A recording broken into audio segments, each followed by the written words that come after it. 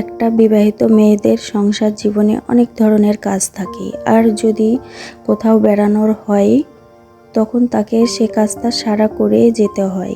Hello everyone, আসসালামু আলাইকুম। Welcome back to my channel Ayesha Islam blogs থেকে সবাইকে স্বাগতম জানাচ্ছি।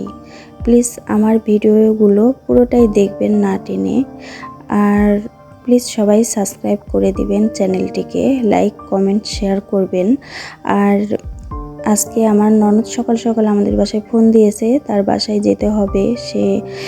কিন্তু আমরা যেতে চাই না, কারণ সে অনেক অসুস্থ, তার কাজের চাপটা অনেক বেড়ে যাবে, রান্না বান্না এগুলো, সে কারণে যেতে চায় না। তো সে বলছে যে যেতেই হবে, সে কারণে এই তো সকালে আজকে নাস্তা করার পরে এই তো বড়ই এনেছিল আমার বর। তো বড়ইগুলো খেতে খেতে অনেক কমে গেছে, তো মনে ভাবলাম যে এগুলো একটু আচার করি, আচার করে রাখলে খাওয়া যাবে। তো এই তো আচার তো অনেক মানুষ চিনি দিয়ে করে, তো আমি আজকে গুড় দিয়ে আচার করলাম। তো খেতে আসলে ভালোই হয়েছিল। আগে এই তো সেদ্ধ করে গুড় দিয়ে আচারটা করে নিলাম। তো আমার আমার শাশুড়ি বলেছিল গুড় দিয়ে করো না, ভালো লাগবে না, কিন্তু আমি বললাম দেখি কেমন লাগে খেতে।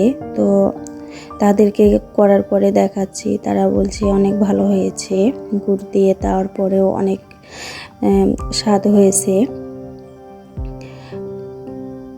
তো এই তো সকাল সকাল যেহেতু অল্প, তাড়াতাড়ি হয়ে গেল, হয়ে কাজ কমপ্লিট করে ননদের বাসায় যাওয়ার জন্য রেডি হয়ে গেলাম আমি আর আমার বর। আমি যেহেতু চলে আসবো, আমার একটু শরীরটা খারাপ, সে কারণে আমি আগে চলে আসবো, সে কারণে আমার শাশুড়িরা সবাই মিলে চলে গেছে আগে। আমি পরে যেয়ে তাদের বাসায় কিছুক্ষণ সময় দিয়ে চলে আসব। তো আমি আর আমার বর চলে গেলাম, আর সেও যেহেতু অফিস আছে তার, সে কারণে সেও ওখানে খাওয়া দাওয়া করে চলে আসবে। তো আমি আর আমার বর মিলে আমার ননদের বাসায় চলে গেলাম। আর আমার ননদের বাসায় খুব বেশি দূরে না, নহাটা।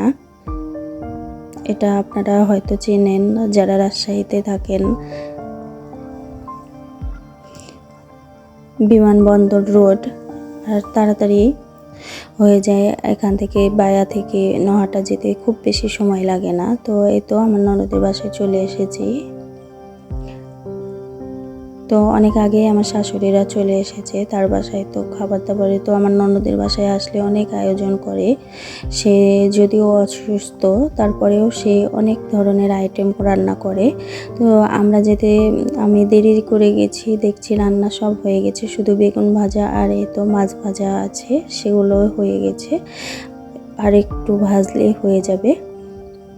তো এখানে তো সবাই বসে আছে আর খাবার দাবার রেডি করছে আমার ননদ ওইদিকে। আর আমার ননদের ছেলের বউ সাথে অনেক কাজ করছে, তারা সবাই এসে দেখছি তারা খুব ব্যস্ত। তা আমি একটু ভিডিও করে নিলাম তাদের খাবার দাবারের।